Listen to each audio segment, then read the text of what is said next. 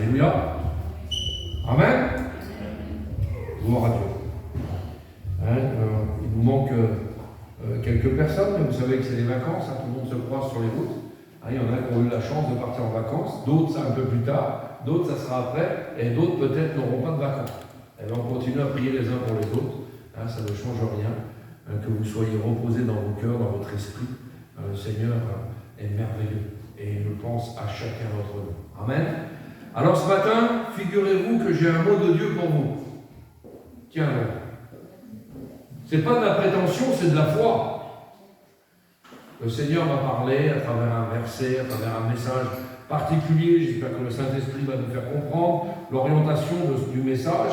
Vous savez que depuis quelques semaines, je ne sais pas comment c'est, on ne s'est pas consulté avec Daniel, mais je sais que dans les églises en ce moment, on parle beaucoup de disciples, on parle beaucoup de choses. Ici, on a parlé beaucoup du langage, on a beaucoup parlé de la langue, on a beaucoup parlé de la source, on a beaucoup parlé de ces choses-là. On a besoin de revenir aux sources, bien-aimés du Seigneur. Il faut concentrer sur la parole du Seigneur.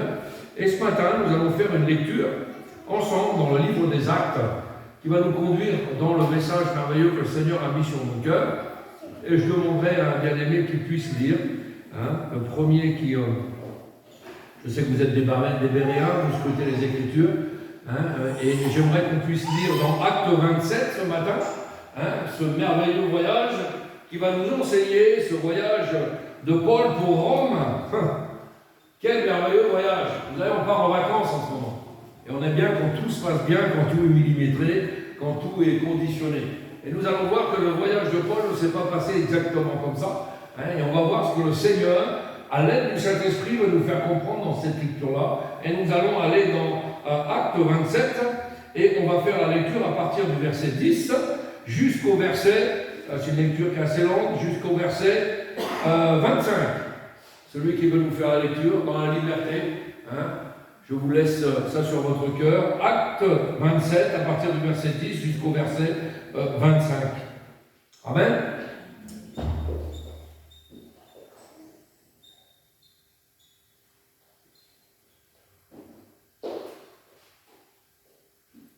Homme, je vois que la navigation sera accompagnée de revers et de beaucoup de dommages, non seulement pour nos chargements et au navire, mais même quant à nos vies.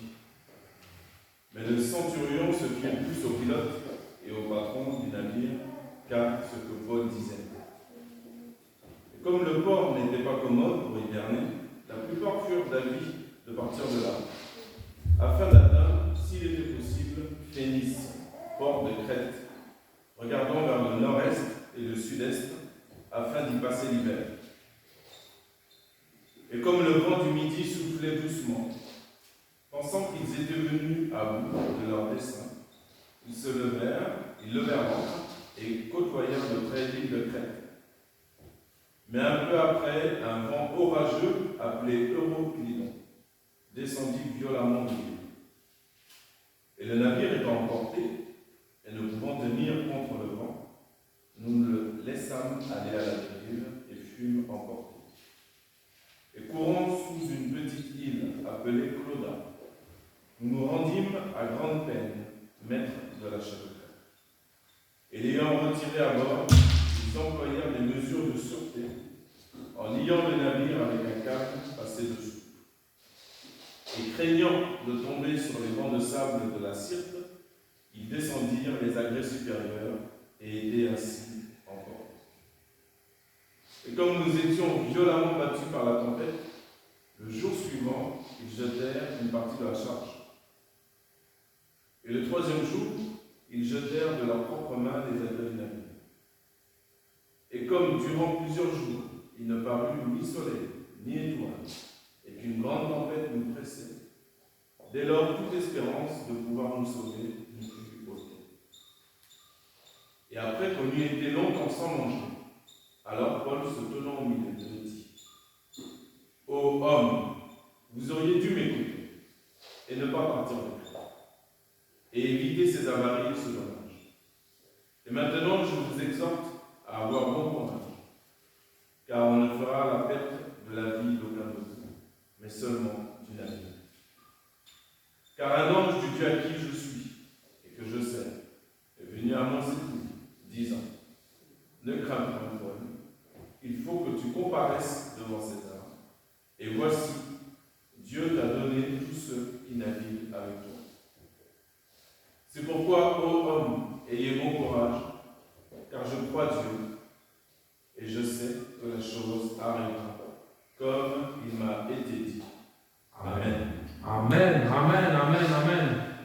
dire le Seigneur à travers ce texte que j'ai reçu, et je relisais cette lecture, et je dis Seigneur, qu'est-ce que tu veux nous enseigner à travers ça? Eh bien, on va voir ensemble quelques points qui sont sur ce texte, sur ce chapitre, et c'est quelque chose de primordial pour nous. J'ai aimé la traduction qu'il a mon frère, parce qu'on n'a pas tout à fait les mêmes versions. Et quand il parlait du léger vent du midi, chez nous, c'est le léger vent du sud, dans certaines versions. Et ça a son importance, et on y viendra tout à l'heure. Amen. Nous avons parlé la semaine dernière, à travers la bouche de Johann, du problème, de la difficulté, de l'épreuve. Tiens donc, qui ici peut prétendre être exempt d'épreuve? Je vois que vous êtes tous, on est tous dans la même barque, et qu'en fait, on est tous, face aux épreuves qui nous accablent. Et on va voir, ce matin, ce que veut nous dire le Seigneur par rapport à ça. Et le titre du message, c'est « Ayons confiance ». Ayons confiance pendant la crise, pendant l'épreuve, pendant le problème, pendant la difficulté que nous avons et que nous allons rencontrer maintes et maintes fois. Amen. Ayons confiance. Il y a des gens de politique qui ont dit « Ayez confiance » et ils nous ont trahis. Là, on dit « Ayez confiance ». Mais dans le Seigneur, dans les choses vraies. Alléluia. Donc c'est quelque chose de merveilleux. Alors je ne sais pas si le Saint-Esprit, parce que moi je suis peut-être un petit peu embarrassé dans mon langage, dans certaines expressions, mais le Saint-Esprit va nous faire comprendre ce matin ce que nous pouvons tirer de ce bon trésor-là. Vous savez que la parole de Dieu, c'est un bon trésor, et nous allons tirer de ce bon trésor ce matin.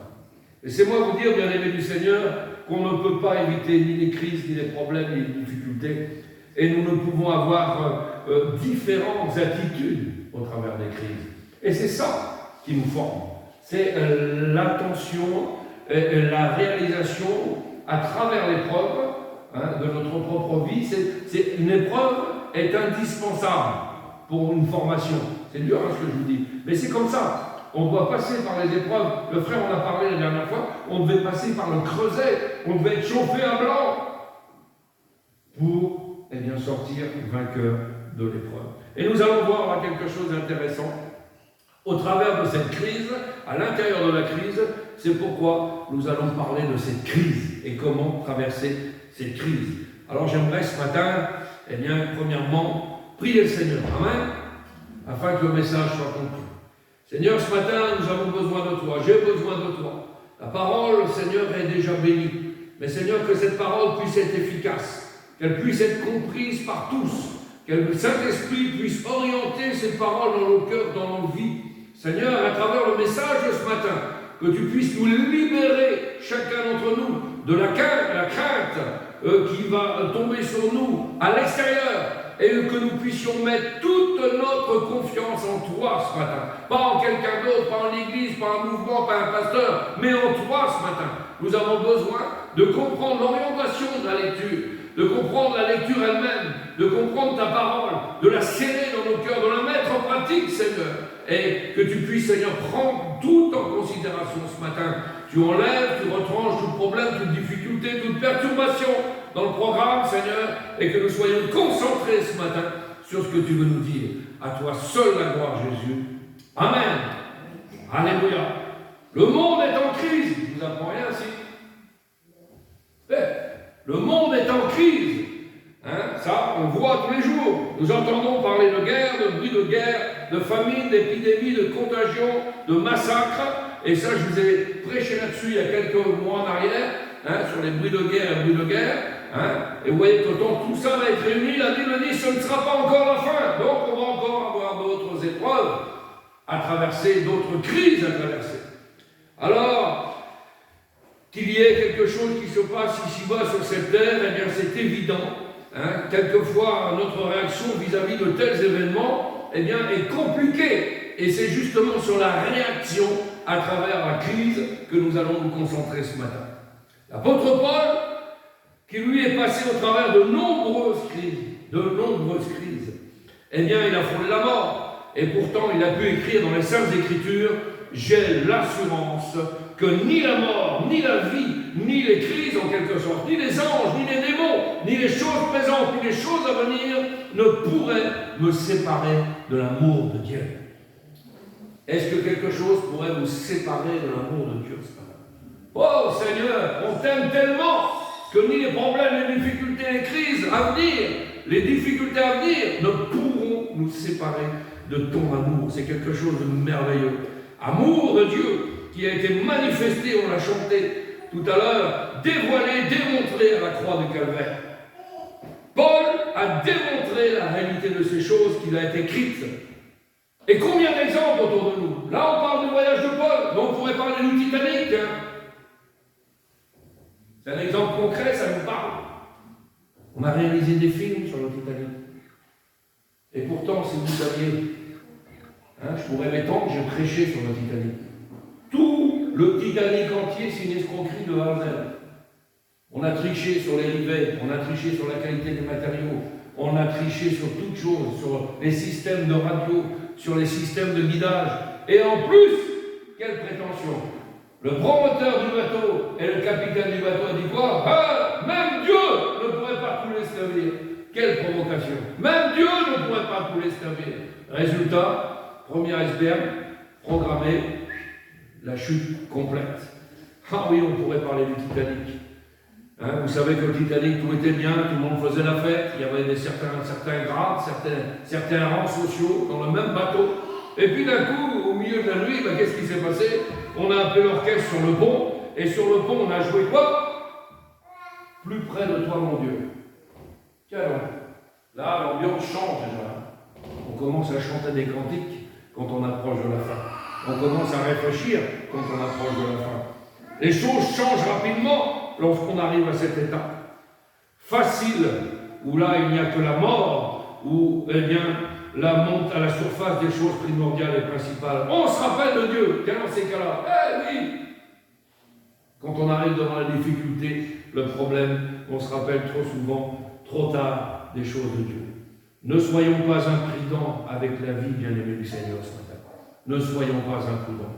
La Bible dit que la crainte de Dieu enseigne la sagesse. Proverbe 15, verset 33. La crainte de Dieu enseigne la sagesse. Paul était un prisonnier sur ce navire. Et du temps, de cette époque-là, il y avait beaucoup de navigation entre différents pays. Et Paul était sur l'un de ces navires. Il s'en allait à Rome. Il était prisonnier pour comparaître devant César à cause de sa foi. Et pourtant, Paul a averti avant le départ. Il a parlé avant le départ. Je vous invite à refaire la lecture et garder ce texte et vous allez voir comment on va le décomposer, comment le Seigneur va nous faire comprendre des choses à travers ce texte. Il y aura péril pour ce bateau, pour la cargaison et pour l'équipage. Paul est inspiré par le Saint-Esprit. Et comme on est inspiré par le Saint-Esprit, on a donc reçu une parole de connaissance. Et il est allé parler particulièrement aux pilotes et aux chefs de police qui conduisent les prisonniers sur le bateau à Rome. Et il est dit quoi? Le centenier écouta qui? Eh bien, le pilote et le patron du navire, plutôt que les paroles de Paul. Dites-moi, petite parenthèse, combien de fois le Seigneur vous a parlé? À travers un frère, à travers une sœur, à travers un prédicateur, à travers la parole de Dieu quand vous l'ouvrez, à travers un cantique, à travers quelque chose de la nature. Le Seigneur est capable de parler à travers la nature et qu'on n'a pas été attentif. Je vais faire la parenthèse. Ici, nous avons quelque chose de très important. Une mise en garde. Il faut prendre au sérieux les mises en garde du Seigneur dans nos vies. Paul les a avertis. La Bible nous avertit par rapport à la fragilité de notre vie ici-bas sur cette terre. Nous sommes des voyageurs sur cette terre. Pas moi, qui suis voyageur. Par mon étiquette, nous sommes gens de voyage, vous avez compris. Mais vous êtes tous, et on est tous des voyageurs sur cette terre. Amen. Nous ne faisons que passer. Jacques l'apôtre a dit, qu'est-ce que votre vie? Vous êtes une vapeur qui paraît pour un peu de temps et qui ensuite disparaît. Paul était rempli du Saint-Esprit. Il marchait au commandement, lui, de sa tour de contrôle personnel. Et j'espère que vous marchez aussi au commandement de votre tour de contrôle personnel. Le ciel et tout ce qui vient du ciel. La Bible déclare dans le livre de Job que Dieu avertit. Dieu est bon. Amen. Si Dieu n'avertissait pas, nous serions vraiment mal pris, en danger. Et la Bible déclare dans Job 36, vous pourrez faire la lecture, il est dit que Dieu les avertit pour leur instruction. Il les exhorte à se détourner du péché. Verset 10. Verset 11, il y a donc une réaction au verset 10. Eh oui, s'ils écoutent et se soumettent, alors ils achèvent leur jour dans le bonheur et leurs années dans la joie. Maintenant, il y a une autre réaction, verset 12. S'ils n'écoutent pas, bien sûr, alors là, ils périssent par le glaive et ils expirent dans leurs aveux. Ce que veut dire que Paul a averti au départ sur le navire Aché qu'il y avait à avoir de graves difficultés. Plus loin, on voit quelque chose de très intéressant dans la parole de Dieu. Il n'y avait rien de particulier sur le quai. Pas de brise, la mer était belle, le vent était léger, pas d'orage, mais Paul avertit que lui, il est averti par le Seigneur lui-même, il va avertir les personnes, les avertissements de Dieu, laissez-moi vous dire qu'ils ne sont pas à prendre à la légère. Et toute la parole de Dieu est un avertissement pour nos vies. Toute l'entièreté de la parole de Dieu est un avertissement. C'est un mode d'emploi. Vous pouvez chercher une réponse à un problème particulier, vous l'avez là. Là, tout est là, tout est là. J'ai une bibliothèque chez moi, j'ai beaucoup de livres. Laissez-moi que le seul livre qui m'a transformé, le seul livre que je lis en boucle, c'est ça. Pourquoi? Il y a tout dedans. Et si vous relisez, 1 mois après, 2 mois après, ça vous parle encore autrement. C'est la parole vivante, c'est la Bible. Elle est là. Tout est là, tout est là. Toute la parole de Dieu, avec ses 66 livres, nous avertissent par rapport à l'éternité. Nous avons des croix ici, sur cette planète Terre, en tout lieu.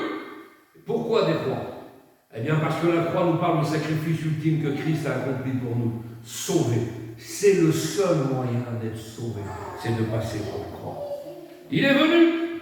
Amen. Et depuis qu'il est venu, le monde n'est plus le même. C'est que l'on peut être sauvé par ce qui a été réalisé sur la croix du Calvaire. Aujourd'hui, laissez-moi vous dire que c'est une foutaise pour la génération dans laquelle on vit. L'homme, aujourd'hui, tellement orgueilleux, ne veut pas que quelqu'un d'autre pour les sauver. L'homme est un orgueilleux, la croix est humiliante. Il faut faire ci, il faut faire ça, alors, laissez-moi vous dire une chose. Ou bien vos péchés sont pardonnés, ou ils seront punis en enfer pour l'éternité. Il n'y a pas de moitié-moitié. C'est clair, net et précis. On ne dilue pas la parole. Jésus a dit que le sentier était étroit, serré, resserré. Et ce mot-là est très mal accepté dans la génération d'aujourd'hui, que je dirais très large. Très large. La génération d'aujourd'hui, c'est très large. Très large. Oh là là là là. Alors là, dans cette génération aujourd'hui, même dans les églises, tout ce qui est système écuménique aujourd'hui, alors on passe tout passe. Mariage, remariage, divorce. Alors là, tout le monde est béni, tout le monde c'est merveilleux. Mariage pour tous, alors là, on y va, c'est en boucle, tout est normal aujourd'hui. On a un monde très large. Mais Jésus a dit étroit. Beaucoup d'appelés, peu d'élus. C'est la parole de Dieu. Dieu va dire, puisque j'appelle, regardez bien ce que dit la parole de Dieu, puisque j'appelle et que vous résistez, puisque j'étends ma main et que personne n'y prend garde, puisque vous rejetez mes conseils et que vous n'avez pas pu prendre mes réprimandes, Dieu dit, moi aussi je rirai quand vous serez dans le malheur. Et je me moquerai quand la terreur vous saisira comme une tempête. Donc les conseils de Dieu ne sont absolument pas à rejeter. Jésus a été appelé le conseiller, l'admirable, le conseiller. Qu'est-ce que c'est quoi un conseiller? Aujourd'hui, on a des conseillers pour tout. Il y a l'école, conseiller d'orientation, conseiller en foyer, conseiller immobilier, conseiller business, conseiller. Il y a des leaders, il y en a des conseillers. Il y en a plein. Mais nous, on a le conseiller des conseillers. On a l'admirable, le conseiller, ce conseiller, pas le seul. le nez. Celui-là, là, il n'y a pas de problème. Ah, on l'appelle comme ça. C'est merveilleux. Ah oui. Jésus a été appelé le conseiller. On l'appellera conseiller. Et la voix du conseiller se fait entendre au travers du Saint-Esprit qui nous conduit dans toute la vérité. Ah oui, bien-aimé, la vérité existe. La vérité absolue, la vérité totale existe. Ce monde n'en veut pas de cette vérité. Tout le monde a sa vérité dans le monde où on vit. Mais en réalité, ce n'est pas vrai. Tout le monde a son petit mensonge. C'est pas la même chose. Hein? Comme tous ceux qui croient, vous avez vu sur les livres des enfants à l'école, allez, comme ça, comme ça, comme ça, comme ça. Théorie de l'évolution. On vient du singe, vous avez bien compris. C'est tellement vrai. C'est tellement répété. J'ai eu l'occasion dans ma vie de lire un livre terrible. Le livre d'Adolf Hitler, Mein Kampf. Un mensonge répété souvent devient une vérité. Ouais, c'est comme ça. On répète, puis à force, les gens croient. Ah oui, c'est comme ça. En réalité, ce n'est pas vrai. Tout le monde a son petit mensonge. La Bible dit quoi? Heureux l'homme qui ne s'assied pas dans le conseil des méchants, qui ne s'arrête pas sur la voie des pécheurs, mais qui trouve son plaisir dans la loi de l'Éternel, et qui fait quoi? La médite jour et nuit. Est-ce que vous méditez la parole de Dieu jour et nuit? Ou est-ce que vous avez d'autres occupations dans votre vie? C'est une question, hein, c'est entre vous et le Seigneur. Il n'y a pas de problème. Moi, je la médite, je la dévore, parce que je trouve tout là. Quand j'ai une réflexion, un problème dans mon foyer, un problème avec les enfants, un problème avec les sérieux, un problème au travail, un problème pour grandir, un problème pour avancer, un problème sur un autre problème, je pioche et je trouve toujours ma réponse. Parce que ici, tout est dit. Alléluia! Laissez-moi vous dire que Dieu, c'est une source merveilleuse. On l'a vu tout à l'heure et on l'a vu l'autre semaine dans la réunion de prière. C'est l'eau jaillissante. Vous êtes des intérêts renouvelés alors que le monde est en train de sécher sur place dans un désert. Nous sommes, nous, au contraire, des palmiers plantés dans le désert. Ah oui, avec des racines qui sont en lui et nous nous nourrissons de l'humus de Dieu. Et nous sommes continuellement renouvelés par la puissance du Saint-Esprit. Gloire à toi. Je me rappellerai toujours le jour de ma rencontre avec lui. Vous savez, l'autre jour, on a fait quelque chose de très intéressant. J'ai demandé à chaque chrétien, est-ce qu'il se rappelait vraiment le jour où le Seigneur a venu toquer à la porte? Est-ce que vous vous en rappelez? Le jour, là, il y a des moments où on se rappelle dans nos vies. Quand on se marie, quand on est papa, quand on est maman, c'est des choses importantes, ça. Mais le jour où le Seigneur est venu rentrer dans nos cœurs, est-ce que vous vous en rappelez? Quand vous avez donné votre vie à Dieu. Quand vous avez pleuré sur vos péchés. Parce qu'il y en a, ils ne pleurent pas trop sur leurs péchés. Quand vous avez pleuré sur vos péchés, ce jour-là, j'ai dégringolé, mes deux genoux ont flageolé, bam, je me suis écroulé sur place. Merci Seigneur de m'avoir sorti d'où j'étais. Il est venu chercher un perdu, Seigneur.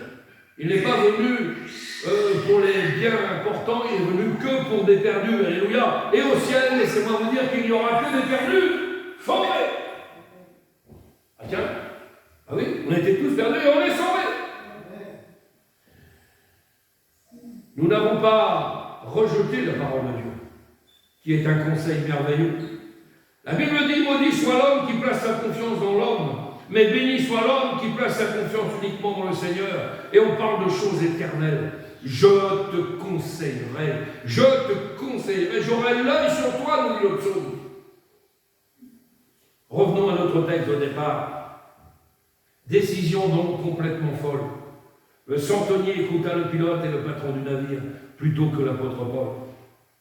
Après tout, qu'est-ce qu'il connaît l'apôtre Paul en navigation? Quel était qui, toi? Il va m'apprendre quoi? Des champions de voile, quoi. Et l'apôtre Paul ne connaissait rien pour eux. Et aujourd'hui, dans la génération où on est, excusez-nous, hein, tu parles bien, mon gars, tu parles très très bien, mais nous avons nos cours, nous avons nos études, nous avons notre pratique, nous avons notre savoir. On est maître de notre destin. Dites-moi donc, c'est pas ce qu'on nous inculque aujourd'hui dans notre génération. On n'est pas en train de nous apprendre, vous êtes maître de votre destin. Ah bon? Prenez votre vie en main, les gars. Prenez votre vie en main. C'est ça aujourd'hui. Hein? Vous avez un problème? On va se réunir. Prenez votre vie en main. Vous êtes maître de votre destin. Hein? Ayez de l'estime pour vous-même. Ah bon? Ah oui, c'est ce qu'on vous inculque. Hein? Ayez de l'estime pour vous-même. L'estime de soi, c'est de l'orgueil en réalité. Nous connaissons Dieu et nous connaissons les conséquences du péché. Et il y a des conséquences qui peuvent durer longtemps et pendant des années jusqu'à votre mort. Un exemple, Balaam. Tiens, on va parler un petit peu de Balaam. Je sors un petit peu du contexte pour vous ramener sur quelque chose. Lorsqu'il a pris la décision de suivre le conseil des païens, il est allé sur un chemin et sur ce chemin il a rencontré l'ange de l'Éternel en personne avec une épée dans la main. Et l'ange de l'Éternel a déclaré: tu es sur un chemin de perdition. Moi, sur un chemin de perdition? Ah oui, oui. Tu es sur un chemin de perdition. Et il l'était. Mais il a fait quoi? Il a préféré l'appât de l'argent, l'appât du gain. Il voyait déjà les lingots d'or que lui proposaient les païens. Tu es sur un chemin de perdition. Un jour, il a fait cette déclaration, Balaam. Quand vous lisez la parole de Dieu, c'est très, très, très important. Il a fait une déclaration extraordinaire. Il a dit: que je meurs aujourd'hui, je meurs à la mort des justes. D'accord. Il est mort en païen. Pourquoi? Parce qu'il était sur le mauvais chemin. Il est mort en païen. La mort des païens dans une bataille contre Israël. Il a été tué avec tous les ennemis d'Israël. Il est devenu un faux prophète. Un faux prophète peut le devenir à partir d'une bonne vie chrétienne de départ. J'en connais beaucoup. Je vois beaucoup de mouvements comme ça. Je vois beaucoup d'églises, je vois beaucoup de frères qui ont commencé par l'esprit et qui finissent par la chair.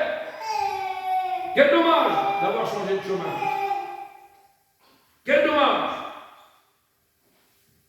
Il est devenu le péché, l'amour de l'argent a aveuglé totalement son horizon spirituel.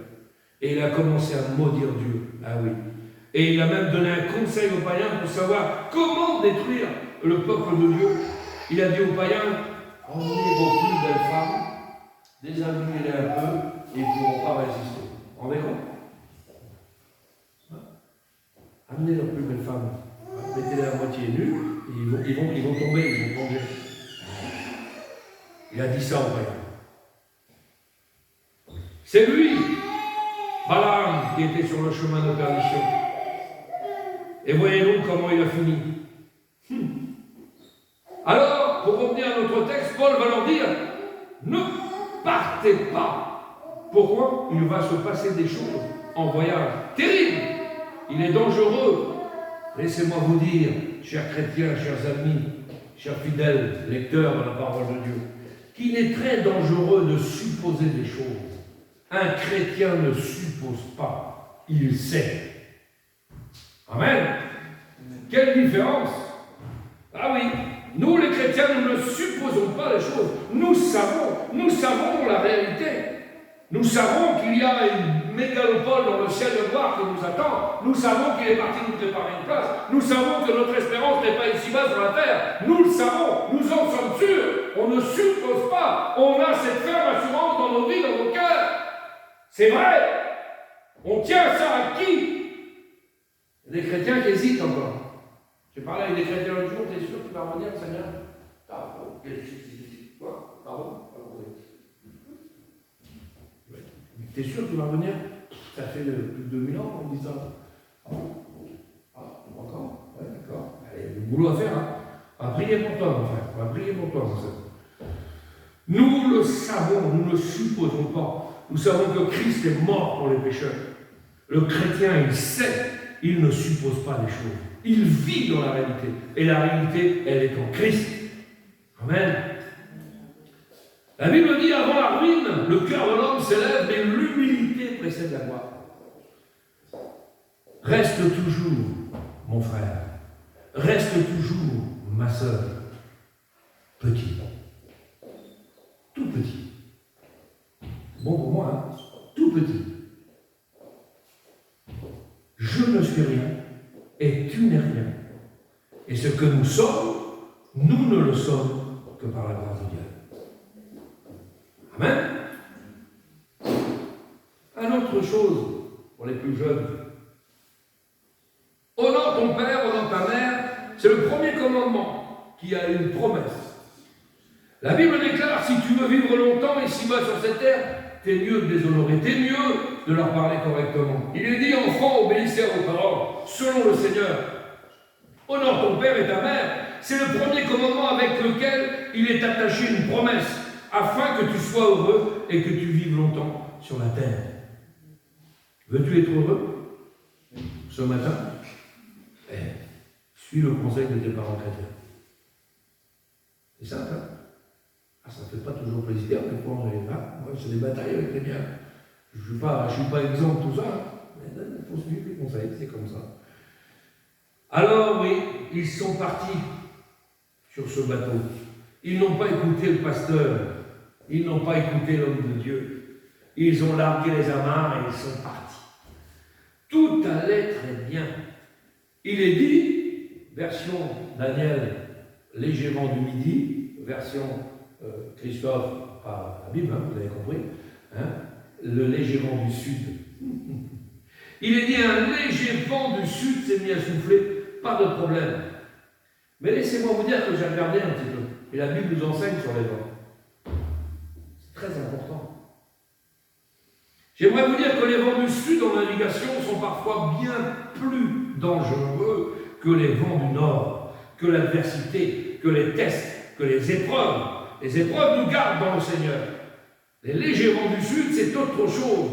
On a vu des gens venir au Seigneur, ils servaient le Seigneur, c'était merveilleux. Et ensuite, dans leur manière de vivre, tout était bien parce qu'ils avaient reçu tellement de la part du Seigneur. Voilà que la personne a commencé à délaisser, la personne a commencé à perdre des choses et à prendre les choses à la légère. Et le léger vent du sud, c'est ça. C'est ça. Vous qui êtes là pour la plupart, vous avez tous fait face aux vents glaciaux du nord, et cela nous a gardés dans le Seigneur. On a parlé jeudi de quelque chose de très important. Matthieu 4,4 et Marc qui rajoute la même scène où Jésus est tenté par le diable dans le désert, et il y a des petites choses qui s'ajoutent. Laissez-moi que si Satan vient nous attaquer face à face, on va le voir le copain. Mais les petits pièges qu'il y a derrière, on ne les voit pas.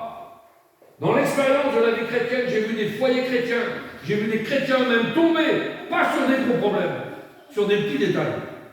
Comment vous expliquez ça? Le léger vent du sud. Ah oui, c'est pas le problème de face qui vient vous confronter, c'est pas la mort, la séparation, le deuil, toutes ces choses-là, oui, ça arrive. Mais on arrive à surmonter quand on a crise dans nos vies. Mais pour un petit truc de rien du tout, celui-là il est tombé de bouche. Celui-là il n'est plus chrétien, celui-là il a abandonné. Pourquoi? Le léger vent du sud. La petite brise. Pas le vent glacial, la petite brise. On est bien. Mais les chrétiens. Samson, on sortirait comme les autres fois. Ah bon? Les Philistins sont sur toi. Je suis chrétien, moi. Je marche avec Dieu. Ah bon? Balayer, nettoyer. Les yeux crevés, esclave du monde. Il a tourné la meule pour les Philistins. Je m'en sortirai comme les autres fois. Ah bon, vous croyez? Faites attention au léger vent du sud. Laissez-moi vous dire que le piège du léger vent du sud, c'est une fausse sécurité. C'est être à l'aise. Le vent du sud, c'est être à l'aise. On est bien. On est très bien. La prospérité matérielle, mettez ce que vous voulez, on est bien, on ne manque de rien, Jésus a béni, on est très bien. La Bible dit, ta présomption et l'orgueil de ton cœur t'ont égaré. Les choses parfois ne sont pas aussi belles qu'elles apparaissent en surface. Il est dit qu'ils ont largué les amarres et se croyaient maîtres de leur dessein. Ils croyaient maîtres de leur dessein. Mais dites-moi, c'est bien différent de ce que la Bible nous enseigne. Bon, recommande ton sort, ton avenir, à l'Éternel, tes œuvres, recommande-les au Seigneur et tes projets vont réussir. Elle est où la recommandation au Seigneur dans ces œuvres-là? Ne jamais, bien-aimé du Seigneur, se croire maître de son dessein. Parce qu'on arrive à un certain stade spirituel où j'en ai vu, moi. J'en ai vu. Bon, Seigneur, t'es bien gentil, tu nous as bénis, tu nous as donné ça, Seigneur. Maintenant, s'il te plaît, tu me laisses faire un peu, mets-toi derrière, je vais prendre les devants. Laisse-toi, non. Reste pas tranquille, Jésus, j'ai plus besoin de toi pour l'instant. Moi, je vais faire. Moi, je vais faire. On se croit maître de notre dessein. On est capable de. On va faire que. La Bible nous dit recommande ton sort à l'Éternel. Pour toute chose. Pour toute chose. Ne jamais se croire maître de son dessein. Vous savez, une église qui a fini comment? L'Odyssée. Elle se croyait maître de son dessein. Ils ont tellement mis Jésus derrière qu'il n'était même plus dans l'église, il était à la porte. Et Jésus dit quoi? Je tape à la porte. Nous, on l'utilise en évangélisation, ça. Je tape à la porte de ton cœur, oui. Mais là, il tape à la porte de l'église. Ça veut dire qu'il louait le Seigneur, il priait le Seigneur, il chantait des cantiques, ils étaient comme une vie chrétienne normale. Tout était bien pour eux. C'était des religieux, des idées. Mais aucune spiritualité. Jésus n'est pas dans l'église. Ah oui, s'il tape à la porte de l'église, c'est qu'il n'est pas dans l'église. Ça s'appelle une église Ichabod en hébreu. La gloire de Dieu est partie. Dommage, hein? Dommage. Et oui, et elle a fini littéralement par être vomi de la bouche de Dieu. Dans le cœur de l'homme, il y a beaucoup de projets. Mais c'est le dessein, le projet de Dieu qui s'accomplit et qui se réalise. Nous ne sommes que de l'argile entre les mains d'un potier. Et c'est moi vous dire que le potier, c'est pas nous. Nous, on n'est que l'argile. Vous avez bien compris. Et on a un temps, on va faire, on va former, on va... Le potier, c'est lui. L'argile, c'est nous. Voilà, remettons les choses à leur place. Les voies de l'homme ne sont pas en son pouvoir, dit la Bible. Ce n'est pas à l'homme, quand il marche, à diriger ses pas. C'est Dieu qui dirige nos pas. Si vous êtes là ce matin, c'est parce que Dieu a dirigé vos pas. Si je vous prêche, c'est parce que Dieu a dirigé mes pas. Si Daniel fait ce qu'il fait, c'est parce que Dieu a dirigé ses pas. C'est comme ça que ça fonctionne. C'est pas parce que nous, on va diriger. Non. C'est parce que c'est comme ça, dans ce sens-là, que ça fonctionne. Alors, ils sont partis. Ils sont partis avec ce beau bateau, là, merveille. Et bientôt, ce vent léger du sud, cette douce brise s'est métamorphosée et s'est chargée en un vent impétueux qui s'est déchaîné. Le mot est spécial dans la Bible. Cela veut dire qu'il a éclaté un vent, il a explosé un vent, il a soulevé un vent. Et là, d'un coup, le centenier, le pilote, les marins, maintenant, ont vu que quoi? Le petit prédicateur sur le quai qui les avait prévenus, il avait raison. Alors on va se tourner là maintenant vers l'homme de Dieu. Une tempête était devenue tellement forte que l'équipage a abandonné tout espoir. On va périr, on va périr. Exactement ce que l'apôtre avait dit au départ sur le quai. Laissez-moi vous dire, bien-aimés du Seigneur, que notre vie est comme un voyage. Beaucoup commencent très bien, la petite brise, et finissent très mal, une tempête. Remerciez le Seigneur si vous avez eu dans votre vie des parents chrétiens. Remerciez Dieu. Nous sommes des étrangers sur cette terre. Nous sommes des voyageurs, nous dit la Bible. Il vaut mieux, nous dit la Bible, être, regardez bien la parabole, il vaut mieux être dans un salon funéraire que d'être dans une maison de fête. Vous savez pourquoi? J'ai comment ça? Qu'est-ce que ça veut dire ça? Je ne comprends pas ça. Explique-moi. Je ne suis pas, vous avez vu, je ne suis pas un cerveau à 18 étages, donc j'ai besoin du Saint-Esprit. Le Saint-Esprit nous apporte des choses extraordinaires. Pourquoi, Seigneur, tu me parles de maison funéraire et pourquoi tu me parles de maison de fête? La fin d'une chose vaut mieux que son commencement, dit la Bible. Quel nom! Et quand on est proche de la fin, on ne réfléchit pas pareil que quand tout va bien. Dites-moi quand est-ce que tu es le plus béni? Quand tu es dans le problème, la difficulté dans le désert, quand tu as besoin du Seigneur, tu es sincère, tu as un genou devant lui, ou quand tu es dans la piscine sur ton matelas gonflable avec un verre de tequila à la main, et puis que tu as ton chèque d'augmentation, et puis on te dit, wow, c'est super. Quand est-ce que tu penses le plus à Dieu? Dans le problème, dans la difficulté, quand on est dans l'affliction, quand on est humilié devant lui, alors le Seigneur est là, il est présent, et on ressent plus sa présence. Alléluia.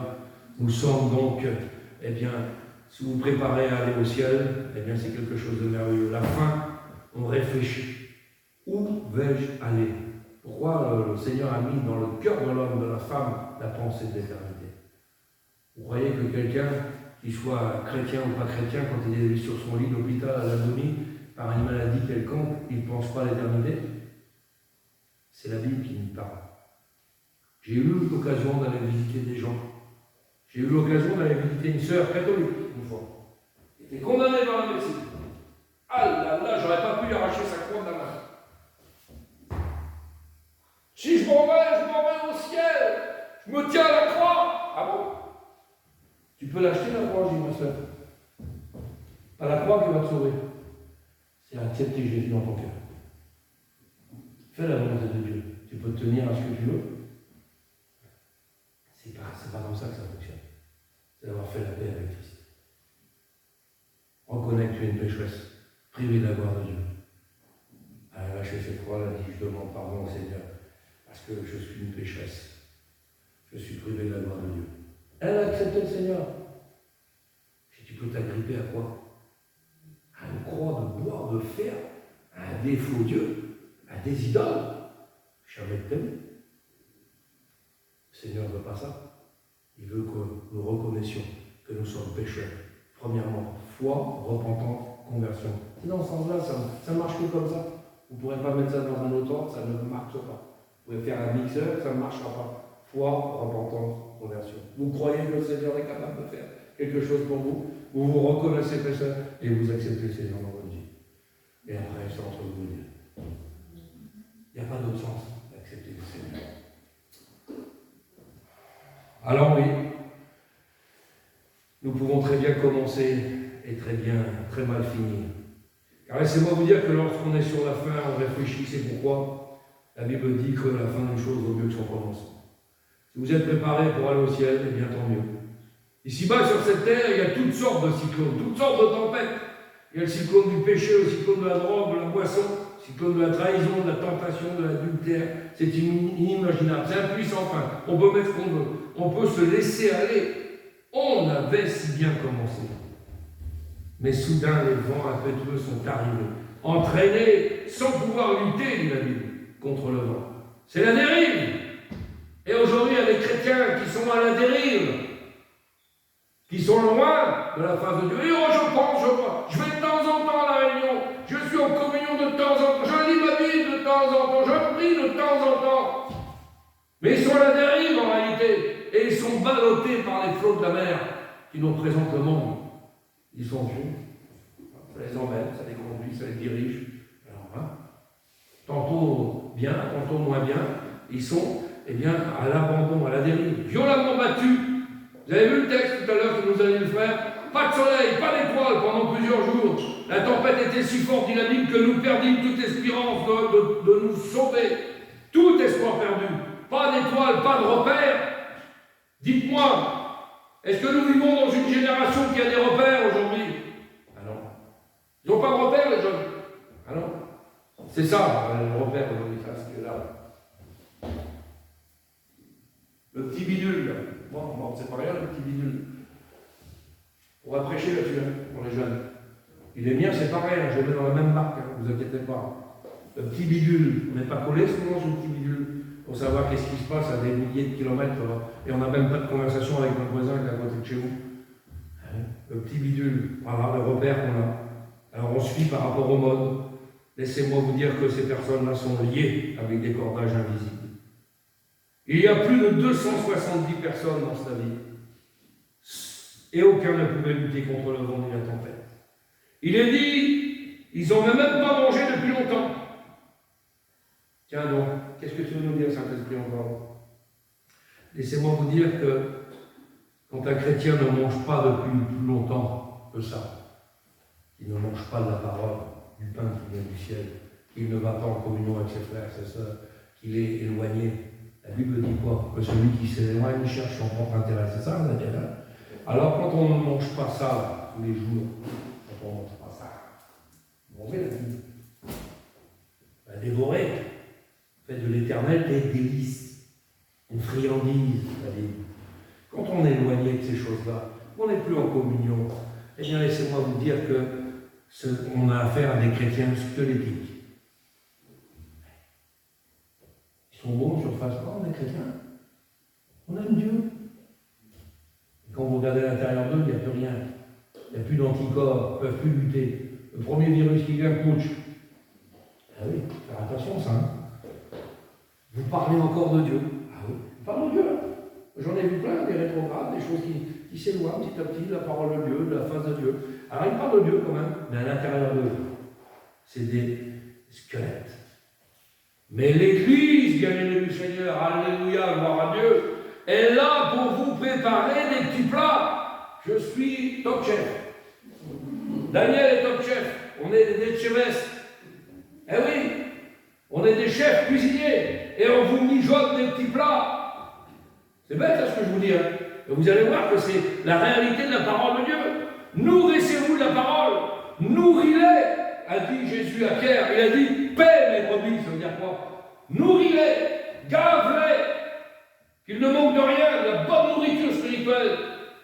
J'ai aucun mérite, hein. Je ne suis rien du tout. Je ne suis pas plus grand que vous. Mais le Seigneur a misé sur nous.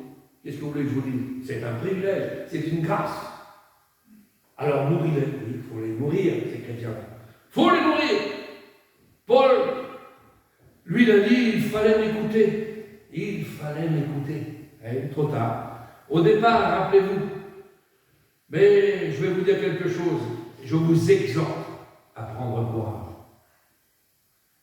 Quelle que soit la situation dans laquelle tu te trouves ce matin, quelle que soit la tempête qui s'ouvre dans ta vie, quel que soit le problème, la difficulté, je t'exhorte à prendre courage, parce que aucun de vous ne périra. Dites pas amen. Aucun de vous ne périra. Oh! Ça c'est bon. Tu m'aimes comme ça, Seigneur? Je t'exhorte à prendre courage parce que aucun de vous, a dit Paul, ne périra. Il n'y aura pas de perte dans ce navire. Alors le navire d'ici, le navire de là-bas, aucune perte. Aucune perte. Pourquoi? Parce que vos pasteurs, vos chrétiens, les serviteurs de Dieu ont reçu de la part du Saint-Esprit une exhortation à vous apporter pour vous encourager. Aucun de vous ne périra.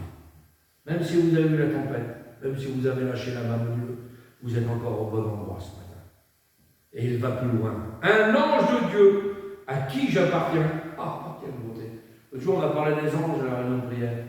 Un ange de Dieu à qui j'appartiens. Oh. Et que je sais, m'est apparu cette nuit, m'a dit Paul. N'aie pas peur, il faut que tu comparaisses devant César, et voici Dieu t'a donné tous ceux qui sont avec toi sur le navire. Ah bon? Pourquoi la Bible nous parle de chefs de 10, de chefs de 100, de chefs de 50? Il nous donne des brebis. On va pas, c'est pas nos brebis, hein, vous avez compris, mais il nous donne des brebis à nourrir. C'est quelque chose de merveilleux. Il nous envoie des gens, hein, tantôt bien, tantôt moins bien, avec leurs problèmes, leurs difficultés. Hein, des fois, ça ressemble plus à un asile psychiatrique qu'à une église, parce qu'il y a beaucoup de choses comme ça à traiter. Mais c'est pas grave, on le fait de tout cœur, parce qu'on a reçu de la part du Seigneur l'amour des âmes. Si vous avez l'amour des âmes, alors vous êtes capable, eh bien, de passer au-dessus de plein de difficultés. Ce qui m'intéresse, mon frère, ma soeur, c'est pas ton physique, hein, c'est pas ton look, hein, c'est ton âme. Tu seras tatoué, balèze, petit, maigre, méchant, pas beau, ça ne me dérange pas. Moi. C'est ton âme qui a du prix aux yeux de Dieu. Et nous sommes là pour nourrir ton âme spirituellement. Oh, c'est beau. Merci Seigneur. Voilà ce qui m'a été dit de la part de ma tour de contrôle à moi ce matin. Et je vous le répète, dans la tempête, dans la crise, j'ai confiance en mon Dieu. Laissez-moi vous dire que si vous êtes branchés sur les postes de télévision mondaine, vous allez couler et vous allez perdre la foi. Il faut écouter ce que le Seigneur dit au travers de la tempête, comme Paul. Le ciel a vu ce qui se passait et le ciel a averti Paul, qui ensuite a encouragé les 276 personnes qui étaient à bord de ce bateau. J'ai cette confiance en Dieu qu'il en sera exactement comme il m'a été dit, dit Paul. Pas plus, pas moins. Chacun d'entre nous doit faire la même chose avec les paroles de Dieu qui s'appliquent pour votre cas personnel. Nous devons endosser, nous devons nous revêtir absolument de la promesse de Dieu pour nous. Personne ne va périr. Alors ce matin, j'aimerais m'arrêter là et j'aimerais qu'on puisse prier le Seigneur ensemble. Parce que je ne sais pas quelle tempête tu traverses, quel problème tu traverses, quelle difficulté tu traverses, que ça soit dans ton foyer, que ça soit pour tes enfants, que ça soit pour ta vie personnelle, que ça soit dans les études, que ça soit dans les voies que tu as choisies. Même si tu t'es éloigné du bateau, même si tu t'es éloigné et que tu n'as pas écouté l'avertissement de Dieu pour ta vie. Et ça arrive, Des fois, on donne des conseils en tant que serviteur de Dieu. Daniel? Et puis, c'est mal perçu. Alors, on se dit, tiens, il n'a pas compris. Mais lui, le Seigneur, des fois, puis moi, je le dis pour ma vie, je ne parle pas pour Daniel. Le Seigneur est beaucoup plus patient que moi. Il use le passé, afin qu'il y ait plus grand nombre de façon. Je ne me lasserai pas quand même de vous répéter toutes ces bonnes choses. Amen. Ça, c'est important, ça. L'apôtre Paul a dit, je ne me lasse, c'est salutaire pour vous. L'Éternel veut vous sauver ce matin. Il vous aime. Vous n'avez pas écouté vos serviteurs, vous n'avez pas écouté vos parents, vous n'avez pas écouté les conseils de Dieu à travers un frère, à travers une soeur, à travers qui que ce soit ce matin. Et puis, on est parti quand même de notre propre volonté. Dans notre voyage pour la vie. Et puis, il y a eu des tempêtes à venir. Des tempêtes terribles qui ont envahi la barque, qui nous ont submergés, qui nous ont fait tanguer d'un côté, d'un autre. On n'a pas toujours été attentifs à ce que Dieu voulait nous dire.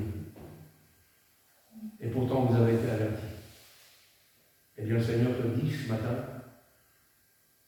qu'aucun d'entre vous ne sera perdu dans le naufrage de ce bateau. C'est important, ça. Dieu vous aime. On prie le Seigneur ce matin. Seigneur, nous voulons te bénir, te rendre grâce, te dire merci pour toutes choses. Merci pour ce beau